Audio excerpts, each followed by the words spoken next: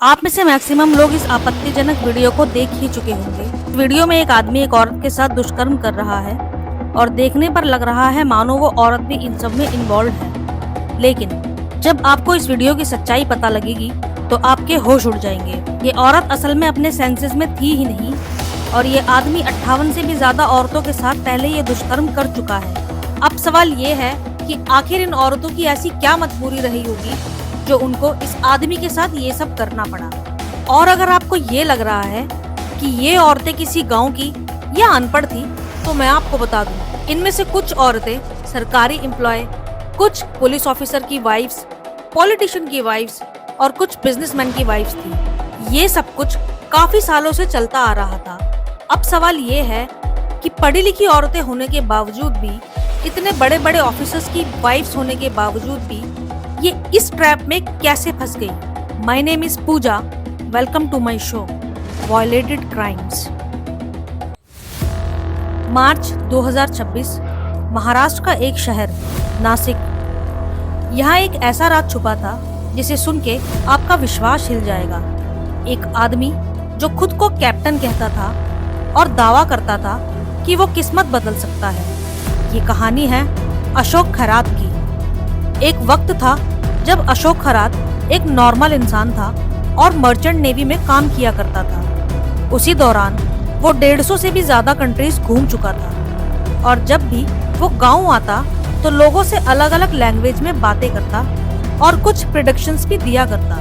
गांव के लोग उसके पास अपनी प्रॉब्लम्स लेकर आते, उनकी प्रॉब्लम का सोल्यूशन दिया करता और कभी कभी उनके भविष्य को लेकर भी भविष्यवाणियां किया करता, जिनमें से कुछ प्रेडिक्शंस सच भी निकलते। धीरे धीरे गांव में अशोक खैरात की पॉपुलैरिटी बढ़ती चली गई और अशोक ने ये भी भांप लिया था कि लोगों को धर्म के नाम पर बड़ी ही आसानी से बेवकूफ बनाया जा सकता है और बड़ी ही आसानी से उनको मैनिपुलेट भी किया जा सकता है। गांव में पॉपुलैरिटी पाने के बाद अशोक ने सोचा क्यों ना शहर जाकर हाथ आजमाया जाए। वो एक गॉडमैन बनकर नासिक पहुंचा, ऐसा आदमी जिसके पास हर प्रॉब्लम का सॉल्यूशन था। उसने वहां अपनी ऑफिस खोली। उसका ऑफिस किसी हॉरर फिल्म के सेट से कम नहीं था। डिम लाइट्स, दीवारों पे अजीब अजीब सिंबल्स और अचानक से हिलते हुए सांप। ये सांप असली नहीं थे लेकिन रियलिस्टिक थे, जिन्हें देखकर कोई भी डर जाए और यही उसका पहला वेपन था, डर। अशोक खैरात की पॉपुलैरिटी नासिक में और ज्यादा तब बढ़ गई जब उससे मिलने महाराष्ट्र के डेप्यूटी सीएम एकनाथ शिंदे वहां पर आए। उसके बाद तो वहां बड़े बड़े बिजनेसमैन, पॉलिटिशियन, ऑफिसर्स का आना जाना शुरू हो गया। जब जब पुलिस किसी केस को क्रैक करने में फेल होती तो वो अशोक खैरात के पास जाकर उसका सॉल्यूशन मांगती। इसके बाद धीरे धीरे पुलिस ऑफिसर्स की वाइफ का भी वहां जाना शुरू हो गया। जाहिर सी बात है, जो महिलाएं किसी न किसी प्रॉब्लम से जूझ रही थी वो ही उसके पास जाया करती थी। अशोक उनकी प्रॉब्लम को सुनकर उनको कहता कुछ पूजा और अनुष्ठान करने होंगे। जैसे किसी को बच्चा नहीं हो रहा था तो वो उनको कहता कि आपको पूजा करवानी होगी और उसको मैं ही करूंगा, मेरे साथ संबंध बनाने होंगे। जो भी महिला इन सब के लिए तैयार हो जाती उनको तो वो इजीली अपने ट्रैप में फंसा लेता।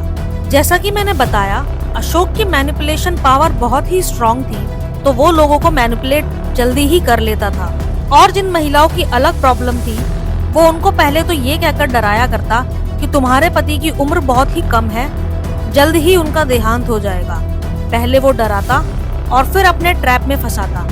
वो उन पर मैनिपुलेशन ट्राई करता, लेकिन जब औरतें उससे मैनिपुलेट नहीं होती तो वो उनको ओशो जल देता, जिसमें वो नशे की गोली मिला दिया करता था, जिससे महिलाएं अपने होश खो बैठती। फिर वो उनके साथ यौन संबंध बनाता और उसको कैमरे में रिकॉर्ड करता और बाद में वही वीडियोस और फोटोज दिखाकर उनको ब्लैकमेल किया करता। एक दिन एक महिला के व्हाट्सएप पे एक वीडियो मैसेज आया।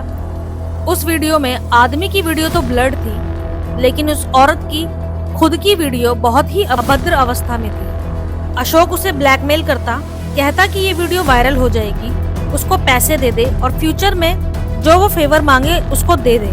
अशोक खैरात बार बार उसको बुलाता और उसका यौन शोषण करके वापस भेज देता। वो महिला काफी डरी हुई थी। वक्त बीतता जाता है और एक दिन वो स्ट्रॉन्ग डिसीजन लेती है। दिसंबर 2025 में वो पुलिस स्टेशन जाकर कंप्लेंट दर्ज कराती है। अब पुलिस के लिए भी इस केस पे काम करना इजी नहीं था, क्योंकि अशोक की पहुंच काफी पॉलिटिशियन और ऑफिसर्स में थी। लेकिन अब कंप्लेंट थी और काफी सीरियस इशू भी था, तो पुलिस ने गवर्नमेंट से अप्रूवल मांग लिया और अप्रूवल मिल भी गया।